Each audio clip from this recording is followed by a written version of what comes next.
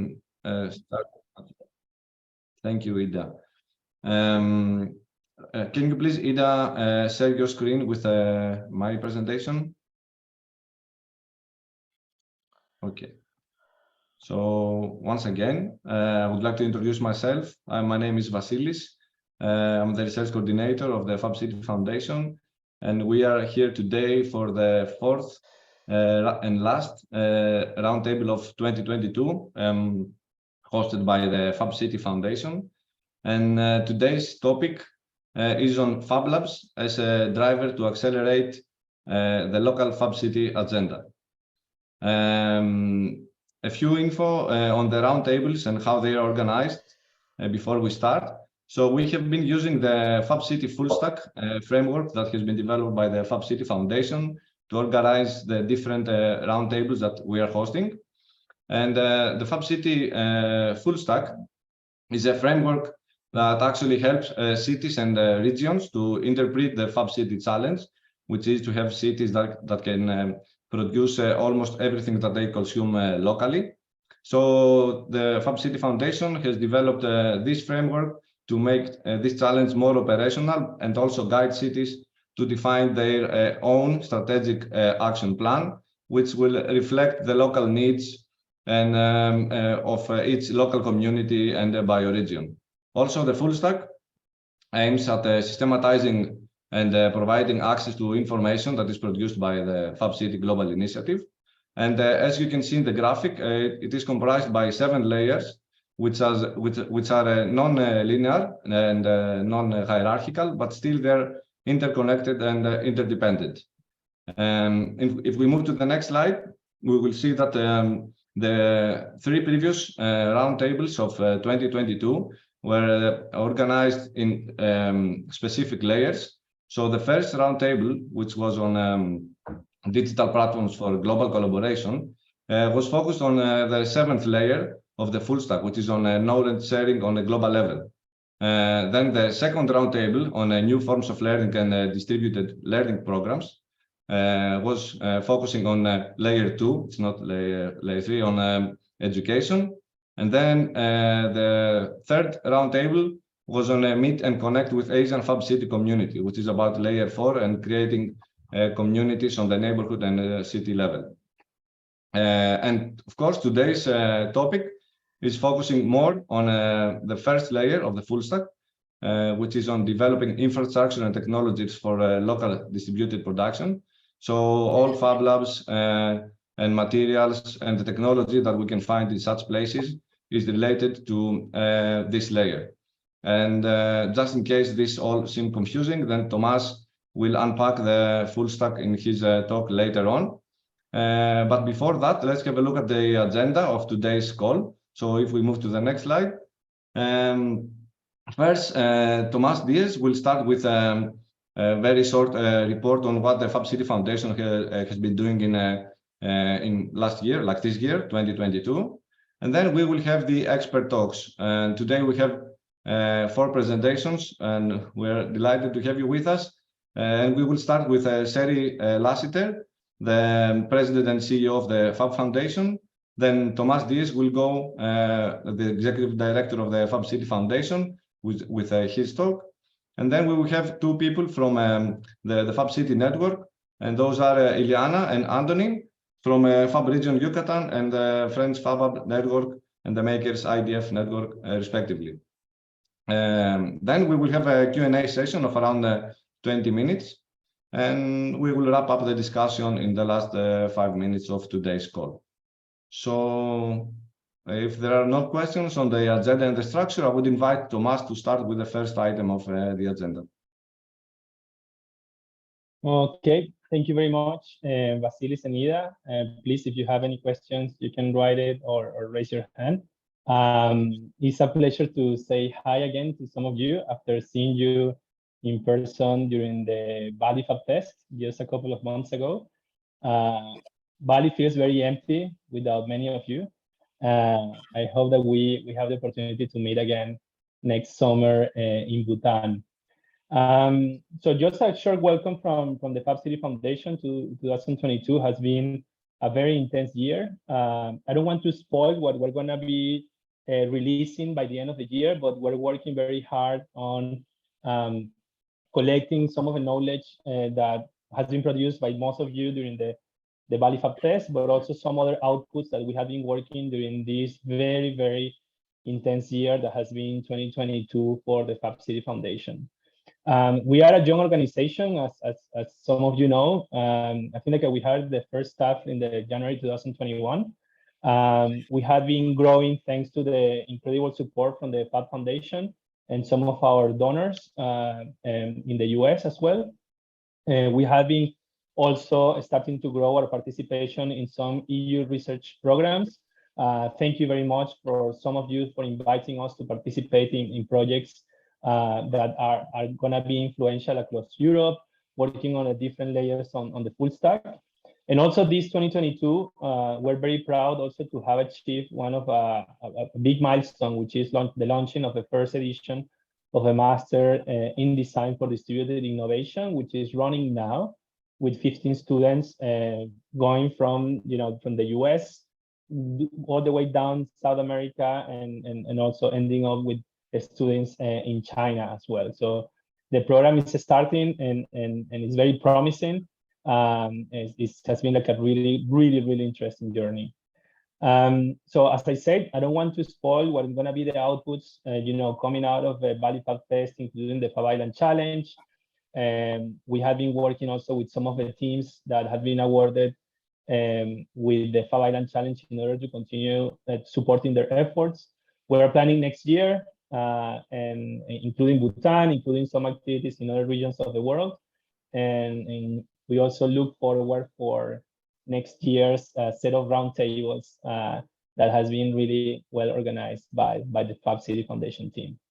So with this, I think, Vasilis, I hand it over to you, being the host. And thank you very much again. And it's a pleasure to see you, some familiar faces that we met in Bali and some others that we missed you in Bali a few weeks ago.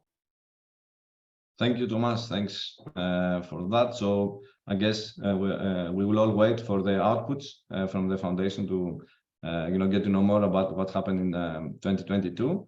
And with no more delay, we can then pass to the expert talks, and starting with Seri. Hello, Seri.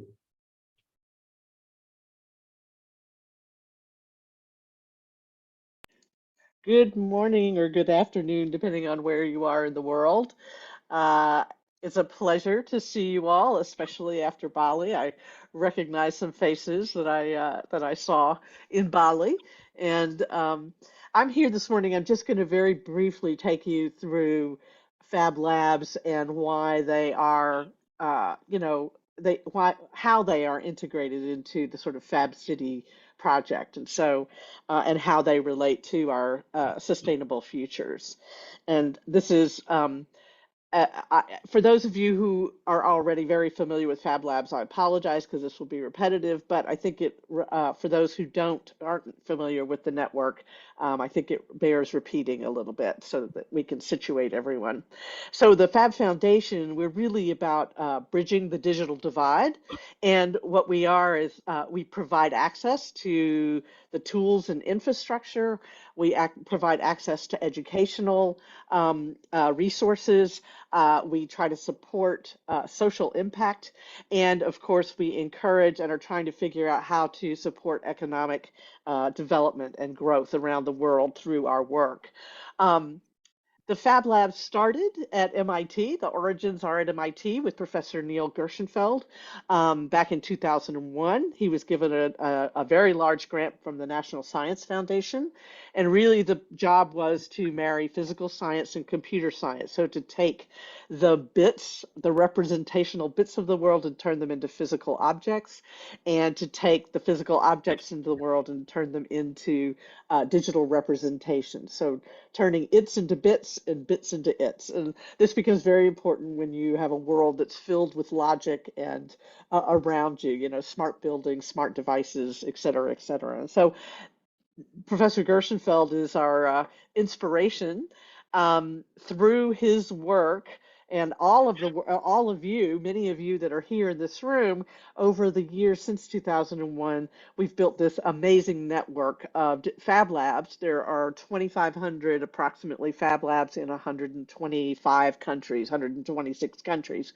And they all share, most of them share very similar tools and processes. So in essence, what we have is a global infrastructure to make almost anything that you can imagine. So we design, we fabricate or manufacture with these tools, we program and design electronics, and it really is a very empowering set of tools that allows you to make almost anything that you can imagine. And we leverage that for education, for social impact, and for economic development. Now, if you add our network to the global network of innovation spaces and maker spaces and hacker spaces, you really are talking about quite a large global infrastructure that if we organize well, we can really make some impact in the world. So Fab City, as you know, is a multi-layered has a multi-layered framework, and they really are working very much in similar ways, but very specifically around the sustainability of our cities and our planet. And they're working on everything from food to money to access to the resources, et cetera, et cetera. And so we are very closely aligned. I sit on the board of Fab City Foundation as well as the Fab Foundation. And as Vasilis talked about earlier, and I'm sorry, this is an older stack. This is only 6 layers as opposed to 7 layers. But the frameworks are around how do we produce what we consume and create a more circular approach to economic growth and to our manufacturing and to our consumer practices. And so the Fab Lab network is really kind of a part of all of the stack, but I think our strongest presence is in the distributed infrastructure across the world and in new forms of learning. I think those two are our sort of biggest contributions right now through our Fab Academy and other or our Academy and other programs. So this is the Academy. This is one of the .edus. And sorry, there we go. So this is Neil's How to Make Almost Anything class at MIT, repackaged for a global network. Peers work with peers in their Fab Lab with a mentor, and they learn all the tools and processes of digital fabrication. Again, the design, the sort of fabrication and manufacturing practices, as well as how you design and create logical functional systems. And so these skill sets are creating new jobs and new job opportunities. This is also where we're seeing a lot of small business incubations emerging, and we see these as 21st century skills, right? These are the skills of the 21st century. And if we're living in a rapidly evolving technology environment or economy, you need to have a bunch of these technical skills, but you also need the transversal skills that go with them, things like collaboration, communication, et cetera. And so we are teaching these, or people are learning these and pulling for these skills, both at the adult level, but also we are backing into K through 12. And so we have a Scopes project for K through 12 educators, again, trying to inculcate these skill sets in the next generation of learner and innovator.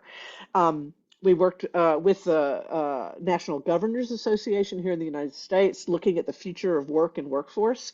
And again, you won't be surprised to hear this, but what are the what are the parts of an industry that are getting disrupted? And I would say all parts of industry are being disrupted across horizontally. So, and these are the things that we learn about in Fab Academy. So automation, additive manufacturing, artificial intelligence and machine learning, the Internet of Things, cloud-based technologies, all of these things are super important. as I was saying, through the Fab Academy and through work like what Ari Starko is doing and the Green Lab and several many labs around the world, they're figuring out how to turn this into economic opportunity and how to support innovators and entrepreneurs as they create products and put them out into the world.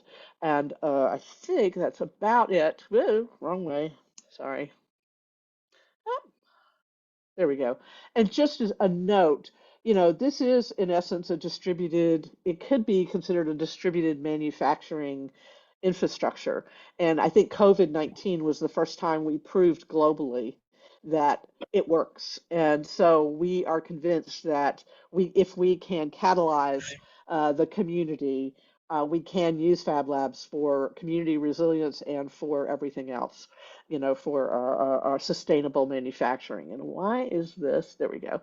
And just to note that these are the way that we've built our infrastructure and our network and our funding has been through public-private partnerships. So private corporations, private funders, European Union and United States government funders, and the partnerships are between the makers, the government representatives, and the funding community. And it's very, very important. We're now like not bleeding into, but really starting to embrace legislation around the world, because legislation is another layer that needs to be in place to empower the work of Fab City. And so I think that is it. Yeah. So thank you. I'm 1 minute over. Sorry. Thank you.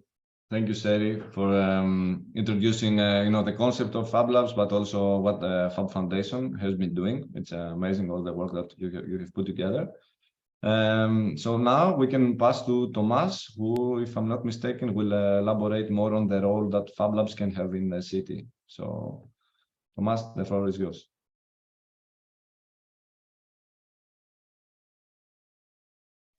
Sorry. Okay.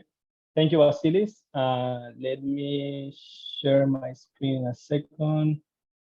That was really nice because I can complement what Sherry just shared with you. From a very practical perspective, and maybe I think like by sharing some of even my personal journey, I can exemplify some of the work that has been also influencing and inspiring what we're doing in Fab City.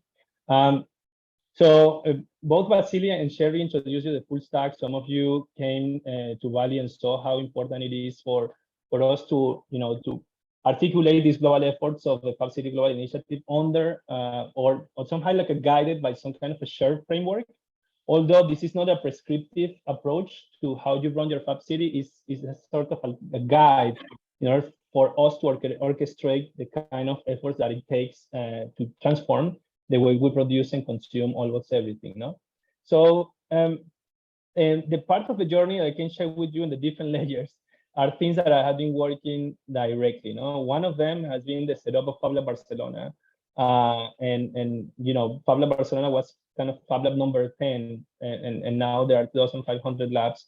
And it started as a small workshop in an architecture school, and it became a research and innovation laboratory itself, with 35 people employed, and now running multiple European projects, its own educational programs, and so on. So I think like the platform that Fab Labs could be are not only limited to what we can do with the machines, but also the implications that the usage of digital technologies have, and especially the transformation of the mindsets around what it takes to consume and produce, and how that affects society and ecology. So a part of that journey, the lab was opened in March 2007, and I remember that by that time it was very difficult to attract people to come to the Fab Lab. And then a few years after, we would have to close the Fab Lab in order to be able to work because there were too many people who wanted to come. But part of that journey has been also not only creating the machines and the technologies, but also creating the programs, right? I was also part of the first class that run the How to Make Almost Anything class from Professor Gershenfeld at MIT remotely as a test bed of the Fab Academy back in 2008. And then a couple of years after, we run the Fab Academy. We started like with 9 students, and now there's like a couple of hundred students that every year graduate and they're part of this program. No? So Fab Academy has been definitely instrumental as share with you, and it somehow has been able to support the development of not only the technology but also the people within the network and strengthen the community.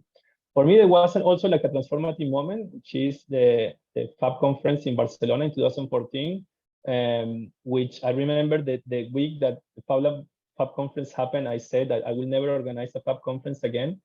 And then I forgot that, and we run the Bali Fab Fest just recently. And after 1 week of Bali Fab Fest, I said I will never organize a Fab conference again.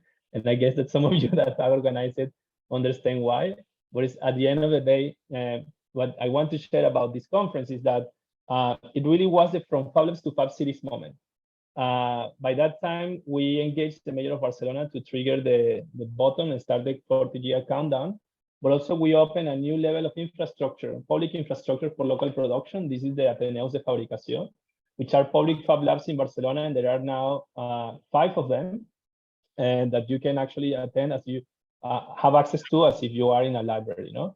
So part of the, as you can see, I'm covering some of the layers back and forward, but another important thread that I think is exemplified with a very clear application is that once we have the Fab Lab, someone like the Fab Lab Barcelona, and you have access to the knowledge that how to make almost anything, or Fab Academy, then you can start to innovate differently, you know. And this is a project that came out of Fab Lab Barcelona as well, and it's a Smart Citizen project, which I am also part of a founding team, in which we introduce a new way on data production in the city. Again, changing completely the model of a smart city and introducing a new approach in which citizens can be engaged in the production of the city itself, in this sense, in the form of data.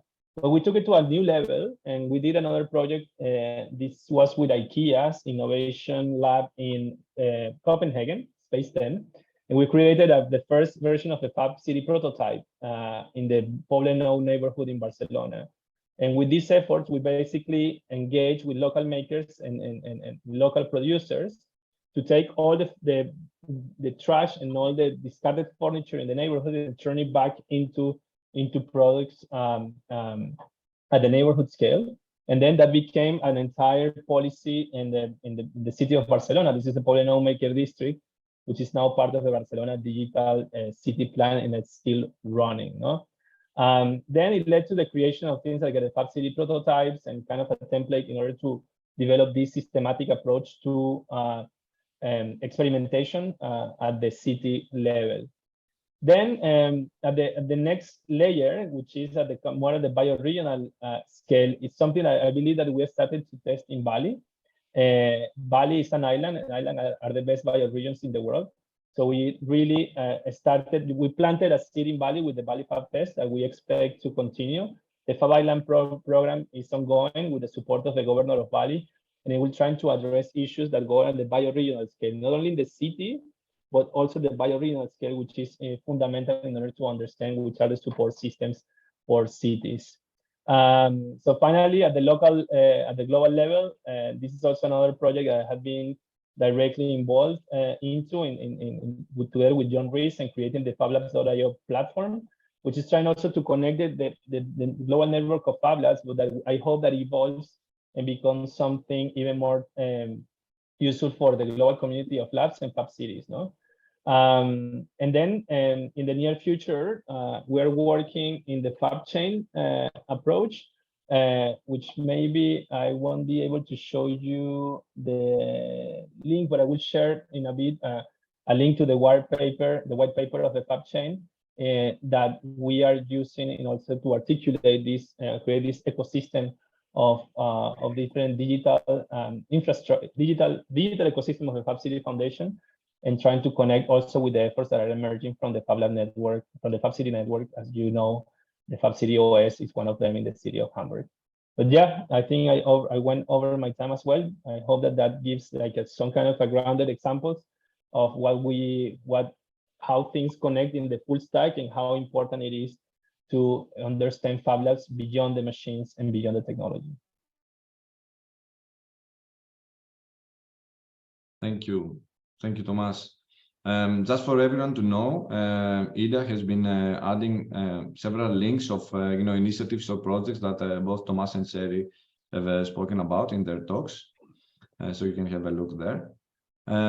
So we are doing very well with time, so this means that we might have extra time for the Q&A session later. But for now, we can continue with one of the two success stories from the Fab City network that we are having with us today. And we can start with Ileana Theron Palma, if I pronounce it well, from Fab Region, Yucatan. Ileana, are you there? Hello, thank you. 1 second, please.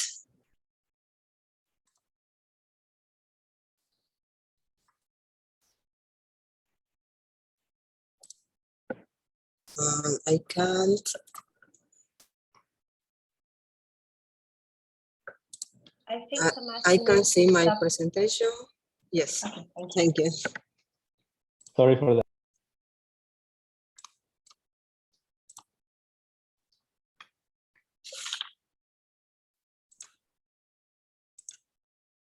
Yes, hello, good morning from Mexico. I'm going to present how the Fab Lab Yucatan has contributed to this strategy as a Fab City region. Irving Cifuentes, director of the Fab Lab technology area, is with me during the presentation and after for any question on discussion. In the case of Fab City Yucatan, the Fab Labs, mainly Fab Lab Yucatan, which was the first, has been the engine to align the strategy. I have represent this on a slide. In it, we can see Fab Lab Yucatan in the center, and that has been the articulator of the strategy towards a Fab City region because it's a learning space and has allowed the implementation of other Fab Labs, for example, as the state government Fab Lab Region. Together with this Fab Lab and the mobile Fab Lab,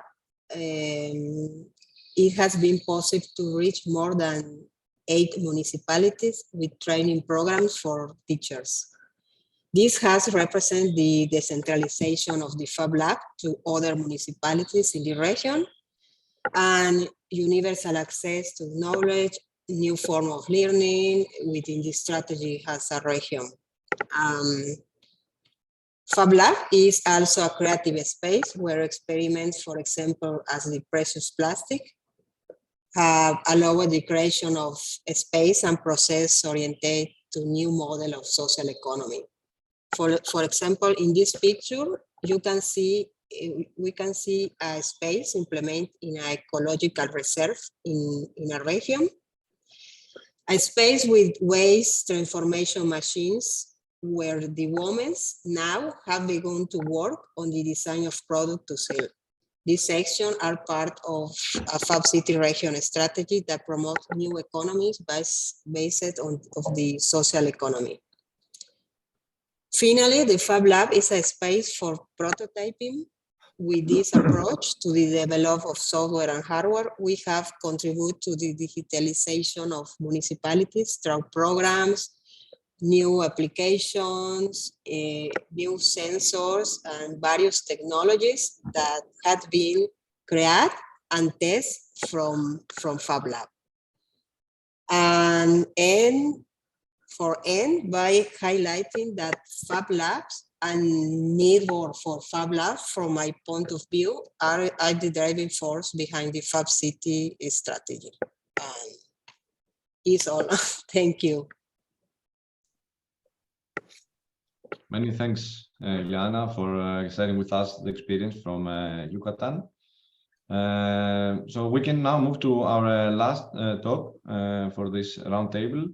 So I would invite Antonin Fournier from, now we're going back to Europe and to the French network.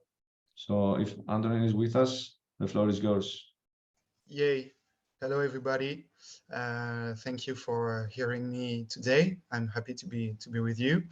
I'm going to share quickly the experience of our local network here in the Île-de-France region, which is the whole region around Paris. After the COVID crisis, we decided that all the forces that we gathered during the crisis to produce material needed to be strengthened and to continue in time. We already had a few networks existing on the local territory. Within those networks, Fab City Grand Paris, which is the Fab City local network, but also the French network for Fab Labs. And those two networks plus others decided to unite their forces and to organize a bigger network representing more than 200 Fab Labs locally. And they decided to unite their forces in order to represent some interesting interlocutor for the local politics too. And we managed to obtain some public funds to finance common projects for all of those places. Starting from the point that we all share some common problematics in how to welcome the wider range of public as we can in order to develop the economic business model of the places, in order to develop some interesting local training programs that are responding to the ecological transitions problematic and issues too. Among the projects that this network developed, I'm gonna present three projects. The first project is called Make Her Space. I'm gonna share my screen really quickly. Okay, so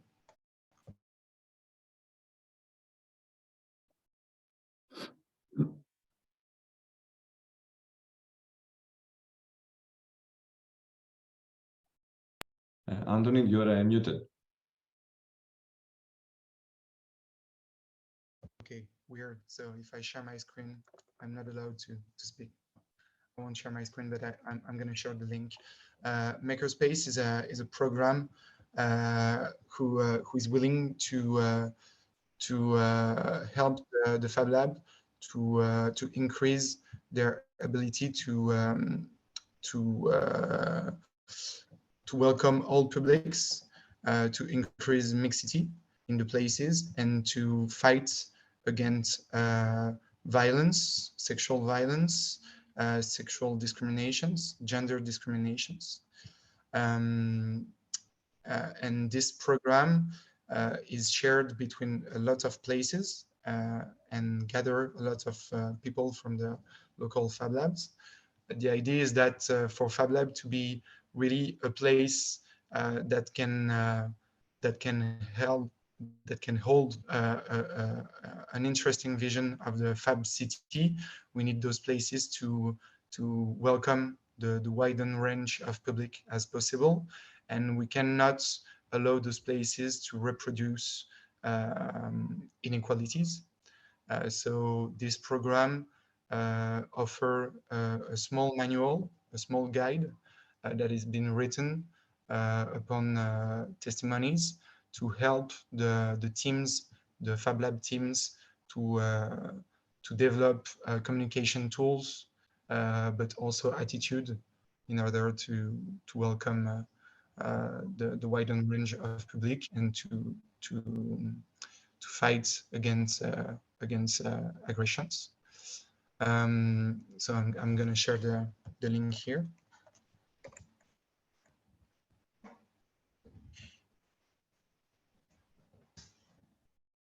Thank you, Ida. We also developed a training program locally with a lot of different Fab Labs the idea on forming people to the ecological transition stakes, and we tried to develop the collaboration with the public institutions to finance this program and other programs. So this is a good example of how Fab Region and Fab Cities collective can gather to represent politically our interests, the Fab Lab interests, and to try to find public money or private money to help this development. And finally, we also created a small magazine, a small review, which talks about the life of the places, which is printed on paper, good old-fashioned way, and which is thought as a communication tool to help the places to get to a wider range of public and to make the public know about what is happening inside the Fab Labs, because we noticed that Fab Lab are often seen as technological places, maybe that are not accessible for all, and with a technological vision of society, and it's not true. And there's a huge diversity of projects and of public in the Fab Labs, and we needed a tool to help the society to understand better what was happening inside our places. So in a nutshell, those are three programs that we led commonly with the other Fab Lab locally. There are others, but they are a good example, I think, of how we can unite and develop common local programs. Great. Thank you, Antonin, for all these very interesting projects, for sharing the information on those. So I think now we can pass on to the Q&A session. So I would like to invite any of you who has any specific question for any of the speakers, or general questions, to post them in the chat, and then we will try to moderate the session and facilitate the discussion from there.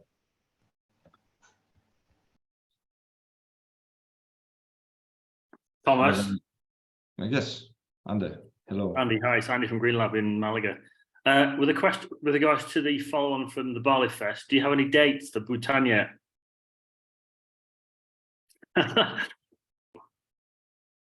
That's for Sherry, I think. Okay. Is she around? Sherry's having a flu today. She's feeling a bit sick, so she will be a bit more listening in the Q&A. Okay. Yeah, sorry. We're yeah. meeting on Wednesday Tomorrow. this week, so tomorrow we'll meet to decide what the final dates are. But I think it'll be either the last week of July or the next to the last week of July. Thanks, Sharon. Thanks. And last, don't worry, I take further questions if I can from your side. Yeah, sorry, I took a flu shot yesterday and now I have the flu. I mean, what good is that, right? Anyway, thanks, guys. Get well, Sherry. So there's another question or comment from Pietro. Hello, Pietro. Hi everyone. Thanks so much for the talk. Super interesting stuff. I have a bit of a self-serving question, but hopefully it can help someone else as well. I'm currently writing a project proposal for a collaborative doctoral award that looks at how and if distributed manufacture enabled by digital fabrication can be an alternative to mass production in terms of clothing. And I was wondering if I could get in touch with anyone to speak more about it. It's a project that I've been working on for 2 years now, but I'm looking to turn it into a PhD with an industry partner, and I'm thinking of you mostly because of your expertise in the context. I think that Tomas can offer something to this question. No? Sure. No, Pietro, first, like, I wanted to know, can you introduce yourself? Like, where are you from? Where are you based? Where are you affiliated? So my name is Pietro. I'm a researcher in Edinburgh, and I've been conducting this work at the University of Edinburgh with the Radical Change Group, and took it further with my master's. It's called Design for Change at the University of Edinburgh. But I'm Italian originally, and it's work that I do on the side. Essentially, it doesn't pay for my wages or my bills. But hopefully it could at some point. And the hope with the PhD is to look into it enough so that it can be an established model for clothing production as an alternative to mass production, but mostly fast fashion, essentially. Yeah. Sure.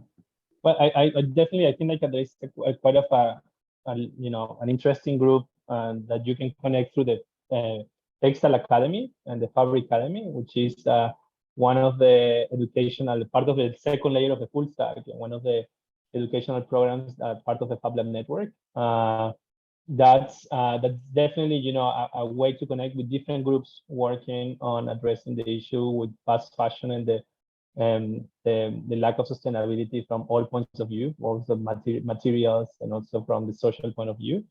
I can imagine that also, well, there's someone like Adriana that has been part of the Fab Academy team. She's now here connected as well. I don't know if she wants to jump in and say something, but definitely it's a fertile ground on the Fab Lab network, and especially in this group connected with the Textile Academy. Adriana, you want to jump in and maybe share something?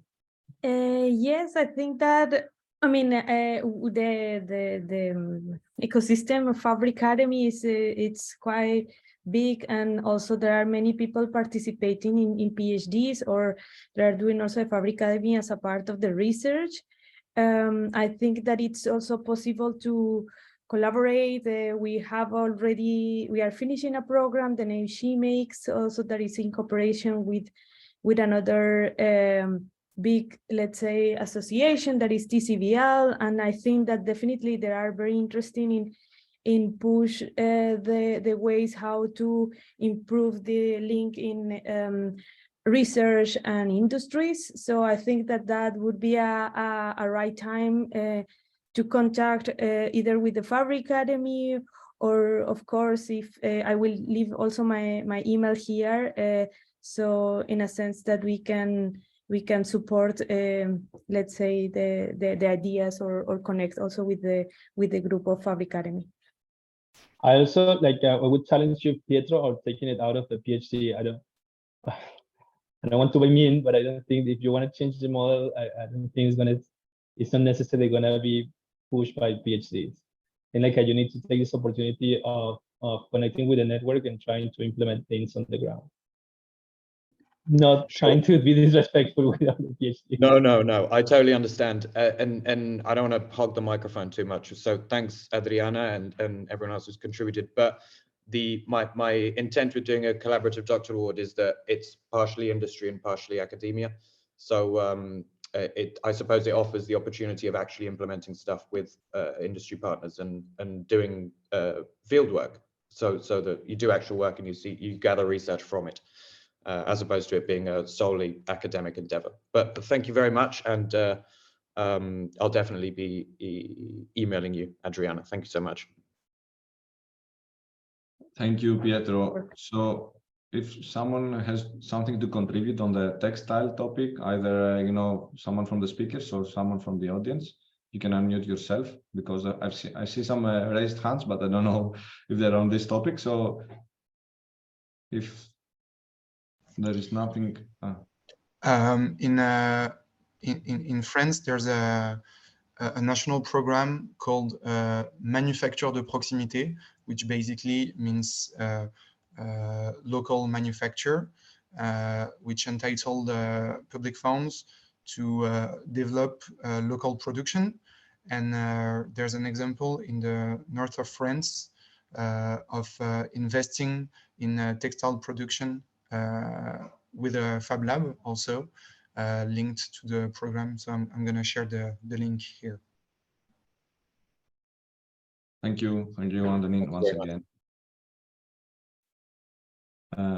So if there are no more comments on this topic, then we can move to Leopold, who has another question or comment. Sorry, Hello. can I interrupt just a second? I think that another point, and also what Thomas says, the Fab Academy is also a global program, so it means that it has also more than, I think, like 40 labs around. And I think that especially if you want to explore also the ecosystem of the labs, also in South America is very active. Now we have other labs in Asia, or also in Arabic countries. So I think that is something that resonates a lot when we were in Bali.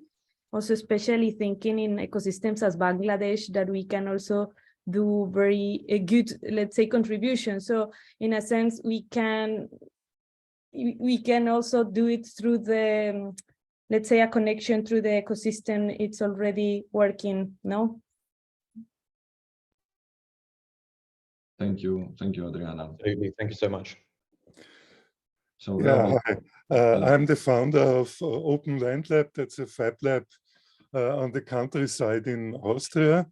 And I'm also the initiator of the Fab Region Südburgenland in Austria. Currently, we are in contact with the Fab City Linz in Austria, and I'm regularly attending at the Fab Friday meetings in Fab City Hamburg. But we couldn't find any contact to other Fab regions. So for us, it would be very interesting to get in contact with other Fab regions, and especially stuff in Europe, because I think the topics in Asia are a little bit different than in Europe. Thank you, Leopold. Are there any reactions on that either from Ida, who is the coordinator of the network, or from Ileana as another representative of the region? Yes. Hello. If I may quickly. Hi, everyone. Leopold, we're having a meeting regarding this tomorrow afternoon. But in general, like, we have also like some regions, especially like in France. Maybe, Antonin, if you want to share some ideas of the Fab Labs, especially if you have like in the region a bit more rural areas. Otherwise, yeah, we have some. Otherwise, I would leave the floor to Ileana from Fab Region Yucatan, and the great work that they were like also working in the city as well, but also like on the regional scale. Or Irving, I'm not sure who is here from the both. Thank you, Ida. Just to let you know, Paco, I've seen your question, but we can continue with Wolf, then Gerhard, and then your question. So, hi, Wolf from Fab City Hamburg. Yeah, hello everybody. Good morning, afternoon, evening, whatever. Yeah, my name is Wolf from Fab City Hamburg. Just as introduction, we are working now on this interfacer project and the Fab City operating system. For those who have been in Bali, we probably have talked about. So probably somehow linked to that project.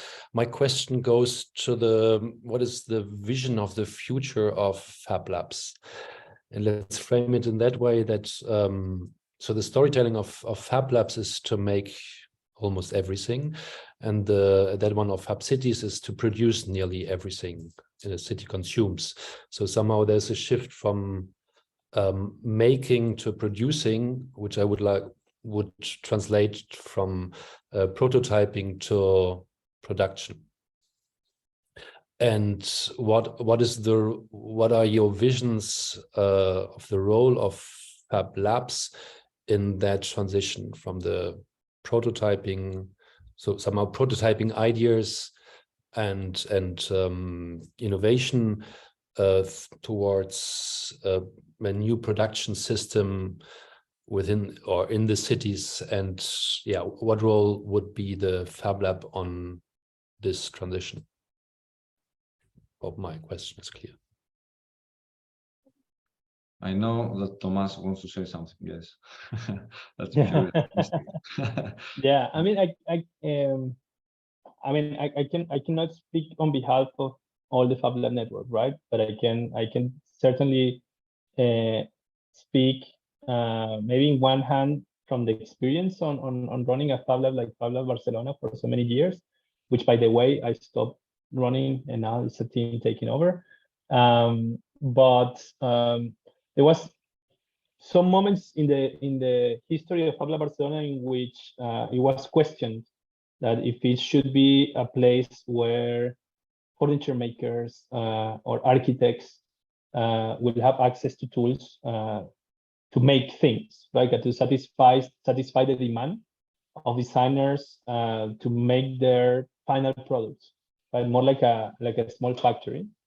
And I really stand in the role of a Fab Lab of being a place to inspire, to exemplify, and a place to learn, especially, you know. And fast forward, I mean, like, I was the moment in which where the Fab Lab Barcelona was starting, and it was very, and I guess like some of you might happen this is like in your context, if the Fab Lab is in a university or it's in partnership with someone else, the business model is questioned, right? And it's frequently asked, you should do something, put it to make things and sell the hours of machines. It's like a small factory. So I realized that first of all, like, it's a very demanding work. The Fab Lab mentality is definitely not aligned with the making final products. I can tell that. And also the customers and the people coming to the Fab Lab and their expectations. There was a lot of management in a lot of personal relationship in order to avoid massive frustration, right? It's a very dedicated relationship that you have to have with the customers. And I literally myself made furniture for some people that I'm still friends today, but we are nearly hating me many times. No? So I learned that the Fab Labs definitely are not made to be macro factories by experience, or at least Fab Lab Barcelona. And that's why I've been defending so strongly the role of Fab Labs as places to learn and also places to inspire. No, in the other hand, I also believe that Fab Labs can do much more, which is not like a stay in the boundaries of its own commodity around prototyping, playing with the machine, and being the geeky ones and the weirdos. But I really like, and that's part of the work on the Fab City prototypes, that the Fab Labs should relate with their ecosystem around them, right? And then it's not only developing relationships around the area. I mean, we ended up in Barcelona like doing a project together with restaurants on making their furniture, but in a more conceptual way, helping the restaurant developing a conceptual approach to like a proximity food, but also the proximity of the furniture as well. No, so it was not like a factory, but also making a conceptual project. But what I'm going to jump into is that I believe there is a huge opportunity in Fab Labs being an articulator with industries around them, right? And having access to a network of industrial manufacturers in which people can come and learn about the technology, see the potential prototype, and then have access right away to places in which they can make final products. And that's something that we saw very clearly with the MakeWorks project. And that's why we adopted the MakeWorks platform within Fab Lab Barcelona, and also Fab City somehow contributing to that. And I believe that that's a role that definitely Fab Labs can help, apart from what it's doing already, right? Like with all the Fab Academies, supporting existing educational programs, etc., prototyping and innovating, but also being the bridges to connect with industry in a higher scale. I think that's something missing there that we can improve. I don't know if that makes sense, Paul. Yeah, totally. I just would like to add like connecting to local industries as long as they still exist, because the problem is that most of the industries do not exist anymore in Europe, at least. and this globalization, it's somehow the problem we have now, and we want to resolve. But yeah, that means that also we need more local industries. And somehow, yeah, what could be the role of a Fab Lab in that sense to yeah, well, it's an interesting comment that you made, the European context, which I know well, like working on the Poblenou, where the Fab Lab Barcelona is located. It was the industrial area of Barcelona. It used to be the Catalan Manchester, right? And we've seen, of course, there is like an abandonment of industries in the 20th century, but even from the time that we established the Fab Lab, I remember when we opened, we had like in the corner there was a metal worker, there was a wood workshop over there. There were some hardware shops that were providing some of this ecosystem, the tools, and then hardware shop became a bar, like a drinking bar, part of the industrial sector, right? And they didn't even change the sign. It still say values, VALIUS, values bar. No, they used to sell hardware, and now it's a bar. No, they sell drinks. The metal workshop is, I can say like an example. It became like a coffee shop, a hipster coffee shop. There's like it's very like iconic examples that are showing this transformation. And actually, there is a project that is called Centrino, in which we are trying to address that issue. No, but then I take like it's like the industries leaving the urban environment. That's for sure, and I agree with you. Even the industry is going, the type of industry that is being developed is also very disconnected with this idea of prototyping. Is highly standardized and they get less human. And then, on the other hand, there is another, like to put a little bit of a counterpoint to this. It's like the context in which I am now in Indonesia and in Bali. And it's like, in one hand, there is a very strong industry at the national level, but at the smaller level, at the local level in Bali, it's a craftsmanship. And it's you saw it probably, like a wood workshop, metal, etc., etc. No? So also, I think it brings also another opportunity to find that connection between existing crafts, knowledge on making with the hands, and it's more like a craft, right? And the introduction of digital fabrication technologies, which definitely, I mean, we are the optimistic side, as you can see, that they can have a really interesting dialogue. No? Thank you, Tomas. So we can then continue with Gerhard. Hi, Gerhard. If you can introduce yourself and pose your question or comment. Yes, hi. My name is Gerhard. I'm based in Vienna and also Open Land Lab Südburgenland.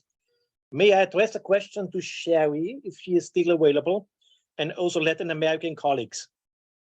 When in 2001, Gershfeld kicked off his initiative, did he and his fellows were aware that 6 years earlier in Latin America, the Telecentros initiative started already for the internet? And in Eastern European countries like Hungary and Slovakia, there was a telehouses initiative.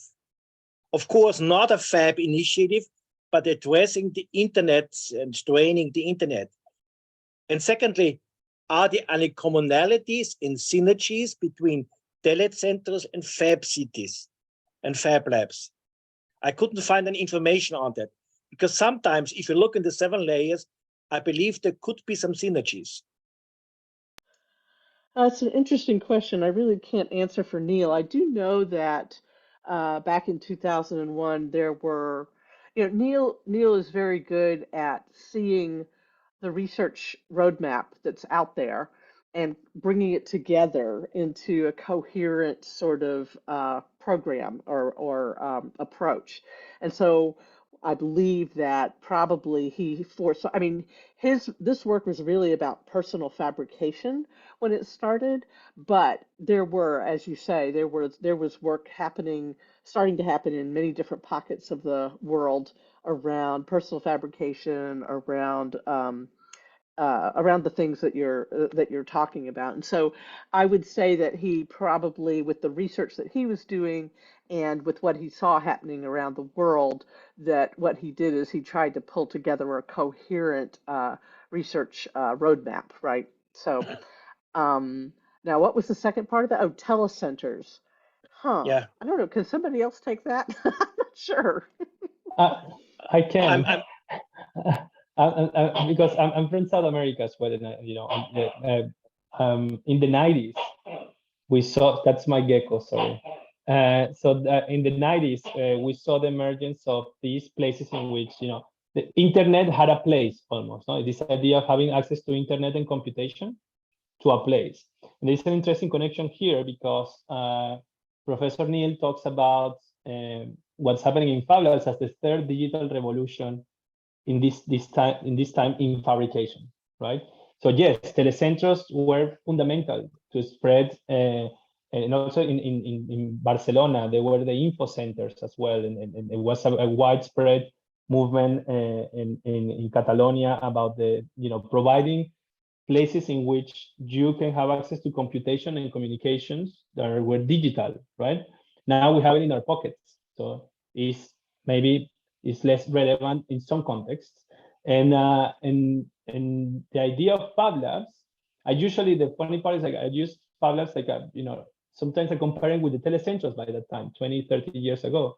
Yeah. It was these places where you have access to digital fabrication tools, but eventually the success of Fab Labs would be the disappearance of themselves as the telecentros, like we will be we'll be successful when we make sure that we become obsolete. That's another example I used, which in somehow telecentros as well that became less relevant. Just we make computation cheaper and communication cheaper. Yeah. I've been addressing this question because a friend of mine from Germany, in the 90s, he set up all the telecentros in Latin America, and he lives now, I believe, in Ecuador or somewhere. Yeah. So that's the reason why I became aware how successful this was to launch and distribute this initiative across Latin America, but even in Eastern Europe. Thanks for sharing. Thank you, Gerhard. So I think that Paco Flores from Fab City Leon have written a question in the chat. Paco, would you like to pose your question, or should I? Yeah. Hi, Paco. Sure, thanks. Hello to everyone. I'm going to read it again. So the question is, this is about Fab City Yucatan. They have been consulting my local state government, and we have been trying to collaborate with them from the beginning of the year. We actually visit them in Mérida, but there has been a lack of willing and transparency from them. In this sense, my question is that shouldn't be the people from their own region the main actors that take part of the construction and transition towards a Fab City or region, since we actually know what are the necessities from the communities and the institutions?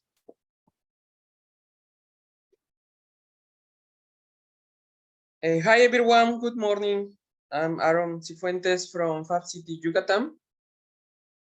Hello. Hi, could you repeat the question, please? For the Fab City region in Yucatan? Sure.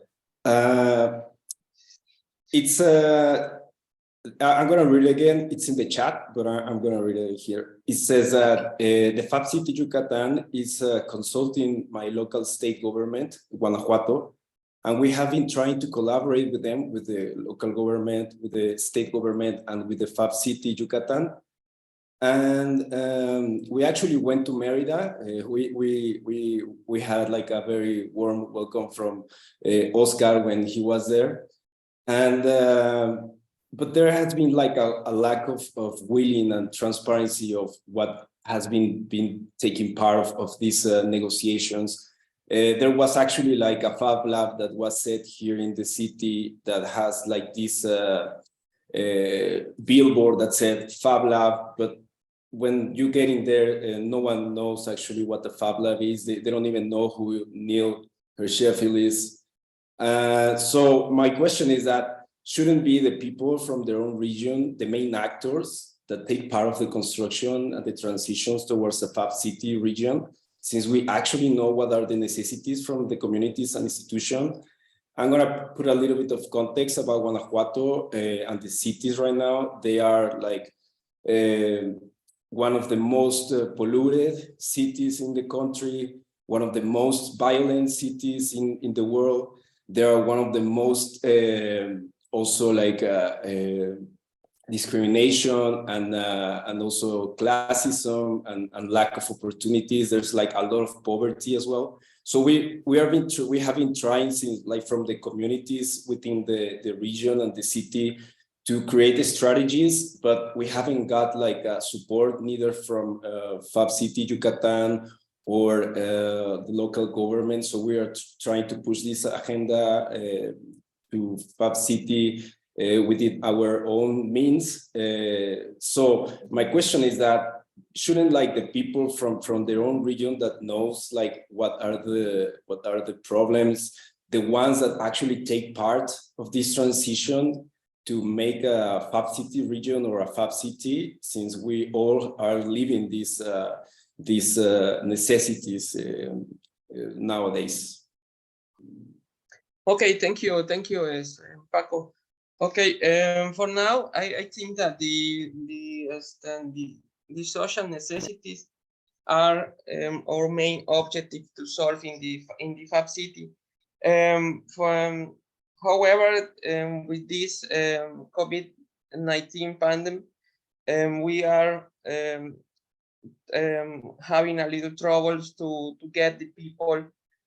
Also, because in Merida, for example, the technology, it's many cases hard to get to all the people. So we are now working in workshops in the communities, and also we are taking a newest role with the university and with the government, the local government. So we are currently in the fight to change this vision with the local people, and maybe we can take another, for example, another partner in the government or with the university to change this vision of this particular region.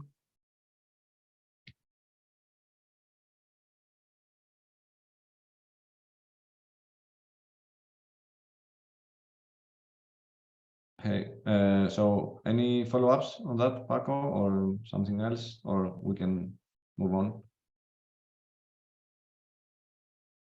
Okay. Yeah, no, just a comment. Like I would suggest Paco just to follow up with the team of Yucatan in Spanish properly. I think that the question is about connecting better between the local ecosystem, and I think that would be the best way to move forward with your question. Yeah, sure. That's actually what I'm trying to say, that we are been trying to connect with them, but there's not been much of a willing to. But yeah, I understand. I'll try again. Thank you all for that. So we can move with Joe, then Danny, and then I see there is a question from Alex Kimber in the chat. So hello, Joe. Hello. Yeah, hello everyone. I'm Joe from Singapore. I had so much fun at the Bali Fab Fest. Met a few Singaporeans there, or Singaporean-based people like Mitali was there, Cesar was there, Saad was there, and all that. And then after that, we came back and we decided to be a bit more ambitious and say, hey, can Singapore be a Fab City? And so we started to meet, and we are trying to gather the various stakeholders together and maybe start a movement to set up this Fab City. But I have a question that I need advice on. Singapore is a trading hub. So we always import things, we value add, and then we export things, So it does seem that we are like violating the Fab City kind of Dido principles. So can I get some advice? we don't have the problem. Our manufacturing base is quite strong in Singapore still. So we can definitely work with the Industry 4.0 companies and all that. But it is still a trading hub. So maybe Thomas, you can give me some advice as to how Singapore doesn't violate the Fab City principles and be part of the Fab City, because there's interest. A few of us got together and just chit chat, and Cesar even have a plan. He works out the timeline for us and all that. So we say, okay, let's follow that timeline. Yeah, Thomas. Yeah, no, definitely. I think you should talk to Hamburg about being a logistics hub, no? I'm on the way to write to Joe.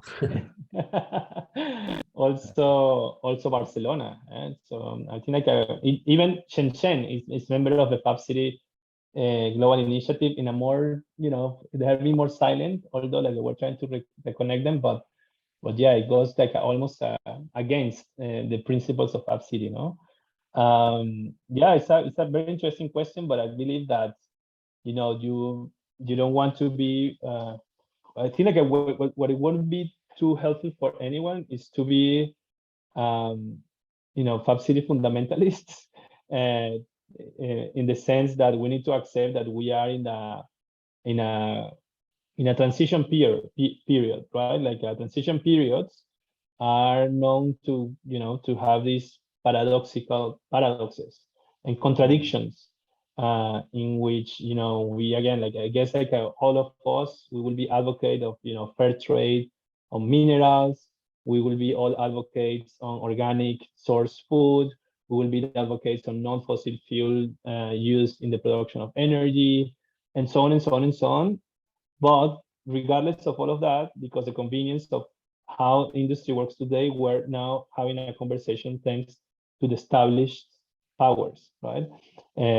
So I believe that in a similar way, I think the spirit is taking the best out of the existing model in order to transition towards a new one. And in this sense, I believe that also that it wouldn't be helpful at this stage on the Fab City Global Initiative and the young it is to make some kind of ban shipping from the world. I think we are not in that position. I think it should be built on the creating possibilities out of the existing benefits of having trade, because there are parts of trade that are useful, and there are others that maybe we want to get rid of them. But yeah, again, my message is we need to accept that we are in a period of transition that brings a lot of paradoxes and contradictions. Yeah, Singapore, the government is quite serious in the sense that we have a green initiative that's multi-agency. Once something is multi-agency, it means it involves a few ministers, and there's a very senior minister that will kind of push for the circular economy and green economy and all that. So they are quite serious. It's just that because Alexandra, when she on a trip back to Barcelona, she stopped by Singapore, and I spent one day with her. She asked this very tough question, and I don't have an answer. So I was like, yeah, I think I'm stuck. I also don't know how to become a Fab City if we keep value adding. That's all we do. But I guess for the needs of Singapore, I think the government is very keen on making sure that we do not create more waste, unnecessary waste, and so therefore there are opportunities, and we are concerned. We are also wanting to make sure that we are carbon neutral and all that. So actually, we need a lot of advice as to what we can do and how we should approach the government to move along this line of Fab City. I think a few of us have enough context to kind of touch base with some of the key stakeholders, but we just need to figure out what to say and what not to say. Yeah, no, definitely, and I believe also think we should be careful because Fab City is not looking at create like a new age medieval cities, right? In which like you have Singapore and nothing can come in and out of the walls and the limits of the city. I think that that's why I am so interested on finding ways in improving this relationship between the city and its bioregion. And the truth is that Singapore basically, it has an extended area of influence that goes beyond the city nation, because it's a city nation limits. Yes. And it's understanding, I believe, like one of the ambitions of Fab Cities could be, like reducing the length of its tentacles, right? Like how far are things, shipped in order to be consumed locally? How we deal with waste? How where the food comes from? Which are the energy sources? I think that it's also related with one of the questions that were posted about how to measure this and what is the work being done on measuring. I think it was Danny. Maybe Danny wants to mention a little bit more about that. But it's really like trying to go away from this idea of, it's the walls of the city and whatever, it should be zero inside the wall. Wait a second. I think like we need to look at this in a more thing like, with the eyes of looking at a complex system and understanding that there are not like black and white approaches to this. Yeah. I mean, I really hope to have more dialogue with the Fab City. I think Cesar is also setting up meetings, but we definitely want to find a way to position it properly before we approach the stakeholders. Otherwise, we will be falling flat on our face, and when they start to ask a few other questions. Okay, good. Thank you. Thank you. Thank you, Joe. Now we can pass to Danny, who I hope that he has parked his car. He's not driving now, otherwise we will feel guilty. So, hi, Danny. Hi. Yes, I am parked at the moment. So I've spent a few years working with the city of Oakland in California on a Fab City initiative there. The getting started part was really difficult because it was, hey, it's a great idea. Get started. Here's the the background information we have, but having some sort of a starter manual would be helpful. Of like, here's some activities you can go out and do that help move you forward. But one of the major things that I saw as an issue, which I don't really see much work on it, but it's maybe because I just don't see it and it's happening, is looking at the metrics. Fab City is working on numbers, and 2054 is a timeline, and 50% of production is the goal. How is that being measured? Is anybody working on how do you actually quantify what is being produced locally, how much is being consumed locally, etc., so that you can actually get closer to the goal? Because if you can't measure it, it doesn't do you a whole lot of good to strive to it. So, is anybody working on those metrics, and how do you actually measure those things in the first place? I think Thomas guessed right about your question before, and it's a really challenging question. So I don't know, Thomas, do you have anything to add, or anyone else to add something to that? This is like a repeated discussion with every time I meet Neil and Neil Gershenfeld, it comes this like this is about measuring, and it's also about the technologies that we can develop in order to to affect these metrics. And all the time that we have this conversation, I go back to the same answer and say like, well, this is a multi-million-dollar project, right? We're building slowly the network in order to maybe address the building of or responding to this question in a not that direct way, something that definitely, most probably, Fab City Foundation won't do, but will facilitate by collecting the efforts of many of the people that are part of the network. That's the whole idea. So there is definitely one team that has been doing some work, which is the team of Utopies from France. I think Danny disconnected, and the answer goes to him. No, I'm still here. Are you there? Oh, sorry. Yeah. Okay. So the team of Utopies, I will try to find a link if Ida doesn't share before, and the Fab City Index that they have been developing in the last few years. We made a couple of efforts to get some European funds in order to address this big challenge unsuccessfully until now. But it's a very complex answer. Again, I was responding to Joe before about the issue with shipping. It's about the shipping of products. It's really like about reducing 50%. It's about just about a little bit. It's about the kilometers of products traveled. It's about the energy source that they use to travel. It's about the food production. It's the nutrients. It's about the waste. It's very, it's very wide, very complex, and I believe that we will need like a more network approach to this. And at least I believe that that's the work of Fab City Foundation, to bring a more ecosystemic approach in order to respond to this question. And then the second, I will hand it to Wolf, but is that I know that the team in Hamburg are also asking the same questions around the idea of the Fab City OS now that I believe that it has grown after the Bali Fab Fest, and understanding that this is, it's a massive challenge to build the operating system for the Fab City Global Initiative.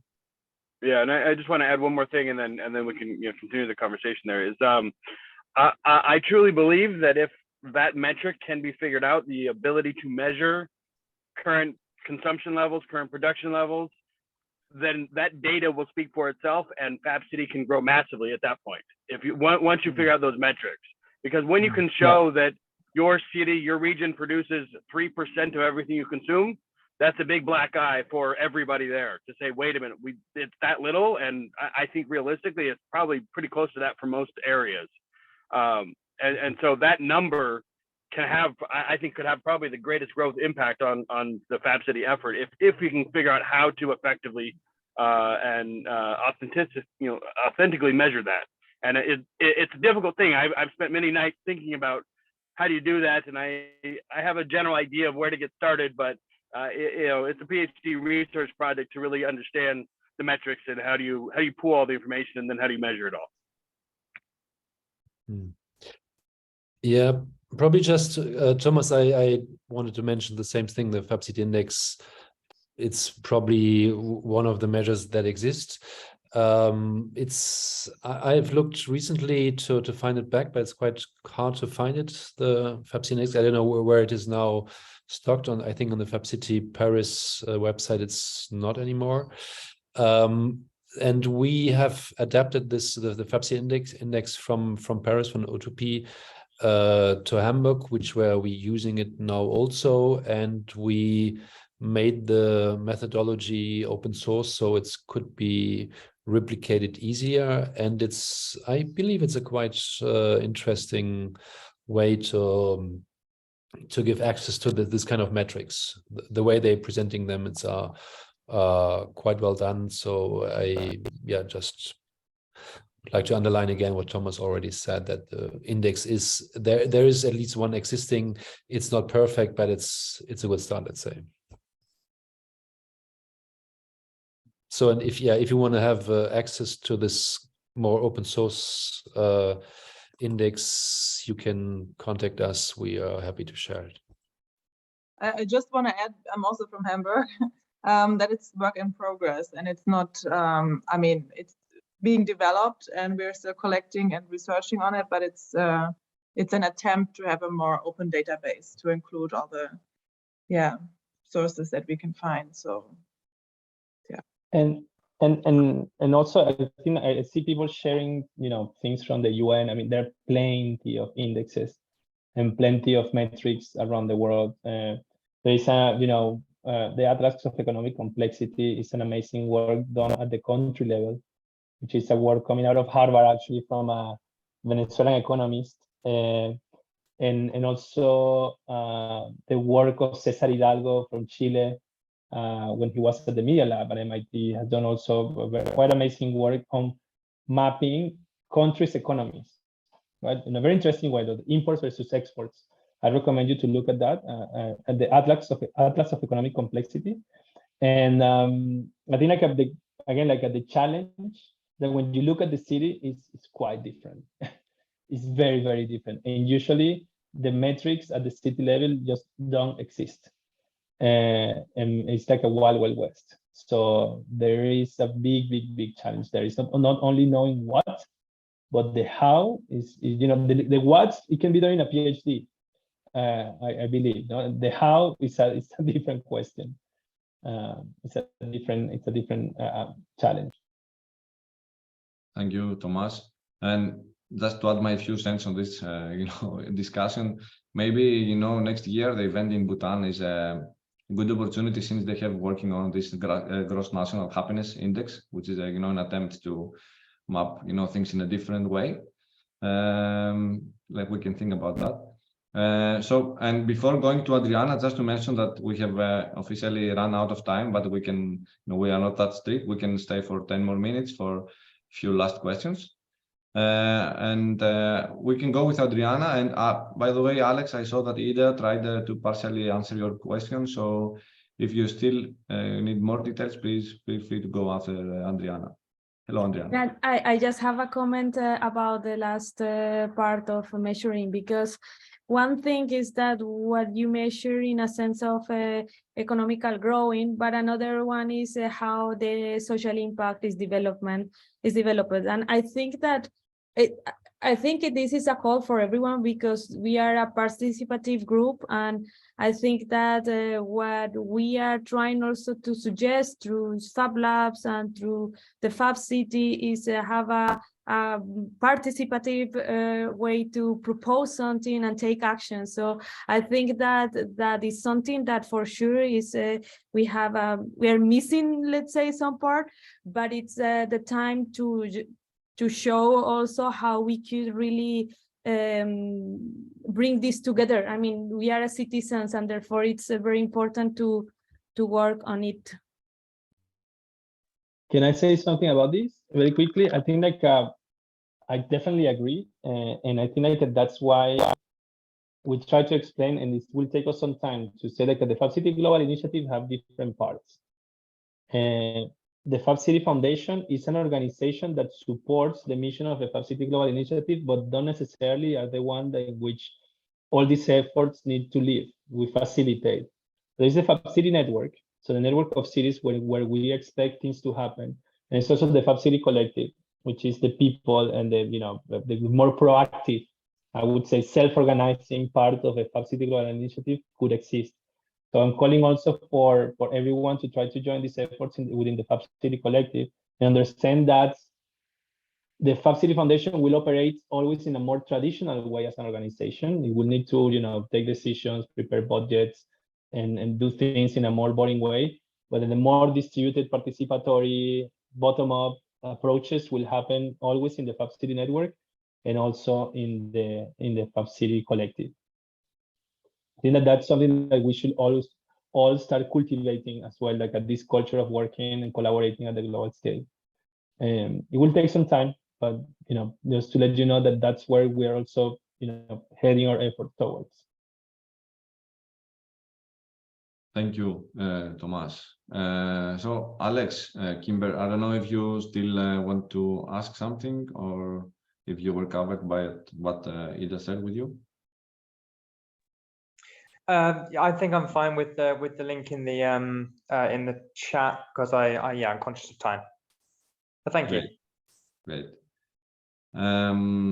So if there are no other questions and I haven't missed anything in the chat, maybe we can have a wrap up. And I don't know, Tomas, if do we have any teasers for what's coming up in the next year from Fab City Foundation side, like including the event in Bhutan, or we will just share the calendar as soon as we have it? No, I mean, not really big teasers. We're going to continue working on making more consistent our work. I think that, keep advancing on the full stack, keep advancing of the microgram frameworks and the Fab City challenges that we started in Bali, and support the strengthening the relationship between Fab Labs and Fab Cities, which for some of us is obvious, but, we understand also that for a lot of you and a lot of the people that came to Bali was not that obvious. So we really hope that events like this and the work that is gonna follow keeps developing this more fluid relationship between Fab Labs. No, like in a way, Fab Cities is in Fab Labs. Our work is part of the same thing, but also in a practical way. The work of Fab Labs put evidence on what Fab Cities can do, And I believe that Fab Cities give a higher purpose to Fab Labs, which I think is also needed. And so we will continue doing these efforts and yeah, keep participating. And again, like I try to get involved in your local network and also at the global level with the Fab City Collective. Thanks a lot. Super. So just to answer briefly to Leopold, although I'm not, maybe the best person to answer that, but if we count on how the Bali Fab Fest was undertaken this year, so there will be some hybrid sessions for the event in Bhutan, I hope. But due to the different time zones, it's not easy to have the whole event in a hybrid mode. Yes. So if there are no more comments, I would like to thank all of you for participating to this roundtable. There will be more to come, and you will be updated through our, the foundation's communication channels. And thanks again, and hope you enjoyed the session, and looking forward to meeting you in one of the future activities of the foundation. And have happy 2023. Yeah. Okay. Christmas season. We should put the Mariah Carey song to finish the roundtable. Yeah. Thank you. Bye, everyone. Thank you, Vasily. Thank you, everyone. Bye. Thank you. Thanks, everyone.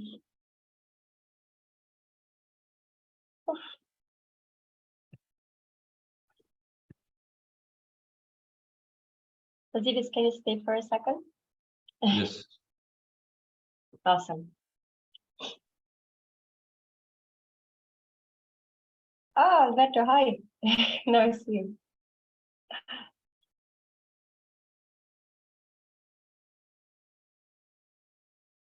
Ciao, everyone. Bye.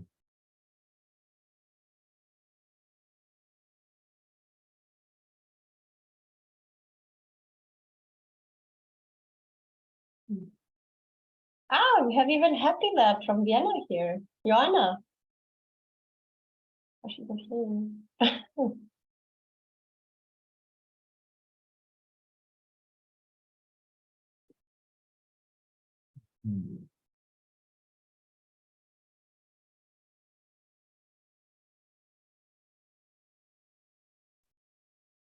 Hello, both. Hello, Hi. So, should I leave as well? No, you can stay. I just kicked out the other two. I'm sorry. Okay, I'm gonna stop recording.